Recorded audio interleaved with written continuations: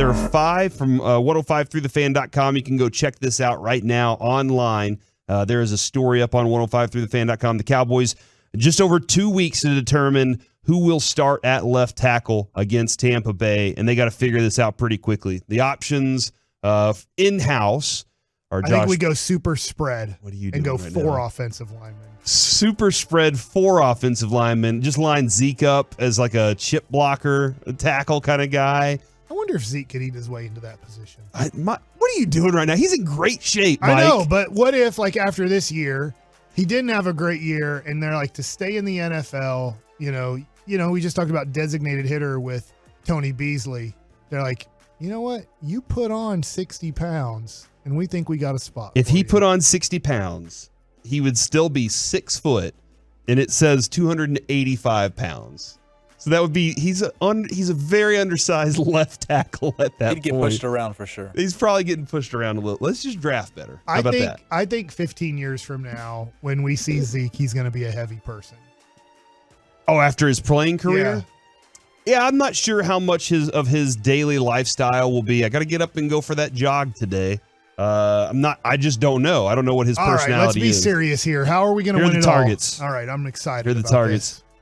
Andrew Whitworth. If the Cowboys want to bring in Whitworth, this is on 105throughthefan.com. If they want to bring in Whitworth into the fold, they'll have to do it with a large portion of the roughly $18 million they have in salary cap space. He's 40, announced his retirement in March.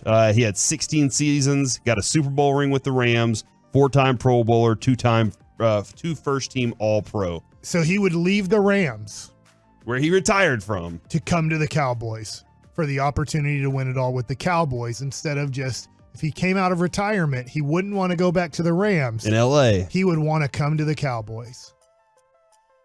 Okay, you don't think that's I don't think that's happening. Okay, all right, yeah. I mean, Hey, I've decided I want to play again. And the Rams say, too bad, we don't want you. I would think it would be, Mike, we talked about this earlier. The Rams would have to not want him. To get a guy out of retirement, there's got to be something at stake. You know, so other than just, hey, here's the money. Because for me, I think, and I don't know, maybe it would be one of those situations where he's like, you know what?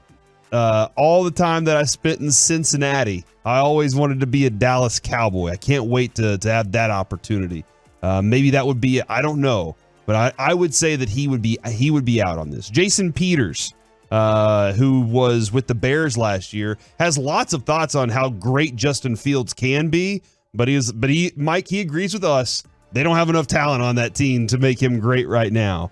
But he started 15 games for the Bears, and according to Pro Football Focus, he was the 20th ranked offensive tackle last year.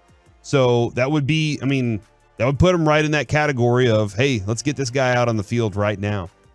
Eric Fisher, that name has popped up very frequently. He's a former number 1 overall pick, remains a free agent after spending the last season with the Indianapolis Colts. He had 7 seasons with the Chiefs. He's 31 years old. He'll command a large salary to whatever team signs him.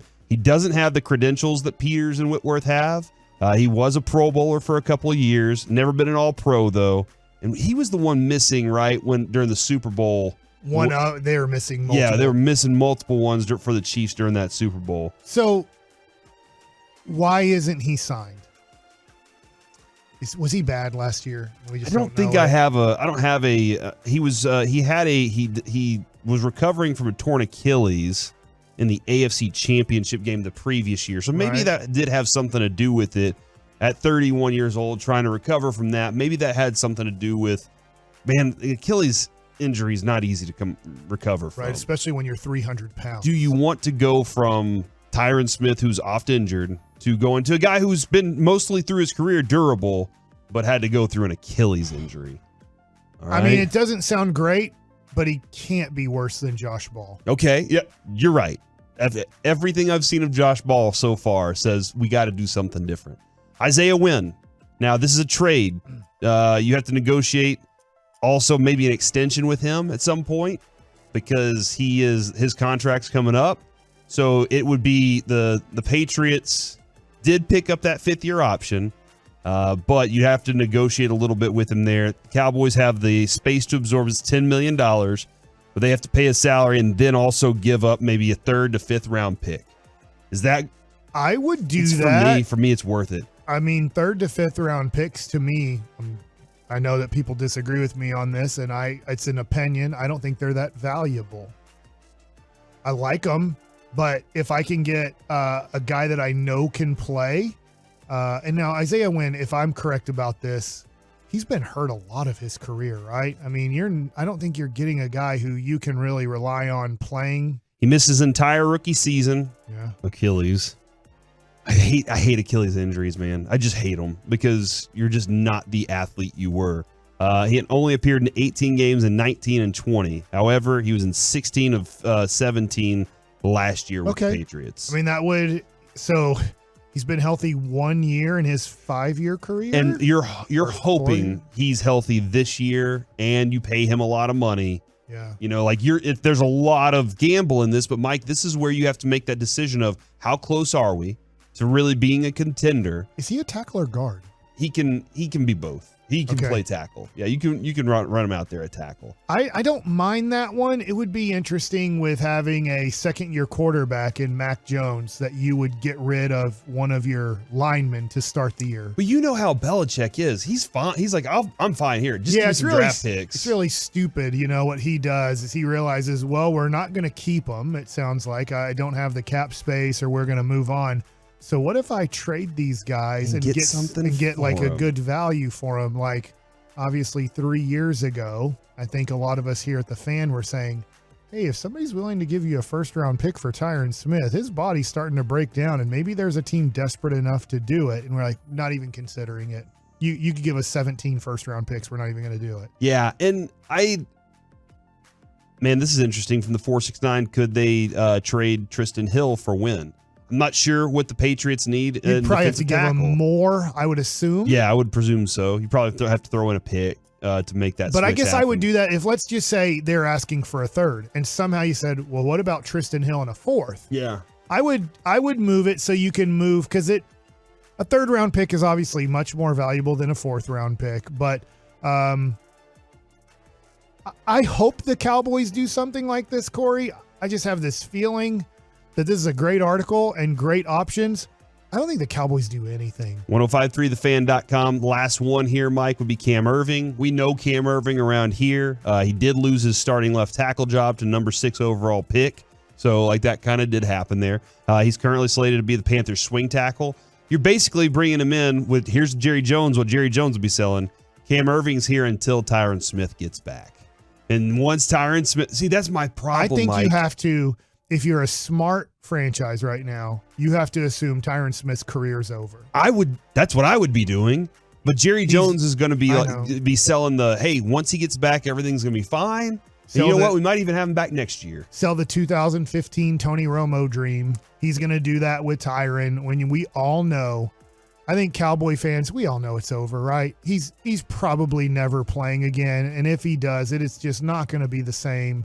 So you should assume he's never going to play again. And if he does, it's kind of like, oh, wow, we never thought he was going to play again. Not we're banking on him coming back and being a dominant player, because let's face it, he's probably going to come back and tear his calf or hamstring the second he gets on the field. He was jogging yesterday when it tore. Yeah. He wasn't working hard. Yeah. I saw the highlight 17 times now on ESPN. It wasn't like they were going 100%. He was just kind of jogging with light contact. He wasn't pushing hard. A guy wasn't pushing on him hard, and it ripped. His body's done. It's over. Cowboys, please, you don't have to do anything, but at least get through your thick skull that he ain't playing football anymore. And if he does, it's a miracle. Yeah, what I'm expecting to happen, whoever the person is, you're going to have struggles with the person at left tackle throughout the season. There are going to be moments where you're like, oh. And I think you were going to struggle this year with Tyron Smith too. I don't think he's ever going to play. He would ever play healthy this season. And if he was out there, he was playing different. And hopefully you got moments of all pro Tyron Smith. But I felt like you were going to get a lower tier of it because of the fact that he's never playing healthy again. Let me ask you a question. What do you think is better? That Zeke helps out whoever loses their block first, Steele, or whoever in the world, let's just say it's Tyler Smith. I don't know if it's going to be Tyler Smith. He might be more of a guard to start this year, but do you just have a running back there to pick up whoever screwed up first? Or do you just put a tight end on, let's just say, aside and go, we're just going to help there and hope that this somewhat double team helps this side. How would you help out these tackles? Because I do believe, Corey, you're going to have to help out this tackle situation. Yeah, I agree with you. I don't want to place it in the hands of the running back alone, because Mike, if I know that as a defensive coordinator, then I'm coming from the other side. Now like you could have Pollard and Zeke in the backfield together, knowing that Zeke's your blocker and Pollard's your outlet. But I'm still going to know that Zeke is my blocker. So I'm going to beat that. Yeah. I'm going to try and figure out a way to beat that. And now I've taken your tight end out of the game if you're saying, well, I'm just going to put the tight end on the other side. Because now, I mean, that just it screws a lot of things up. So it makes it a lot easier for this offense to be able to trust that their tackles can handle their business up front.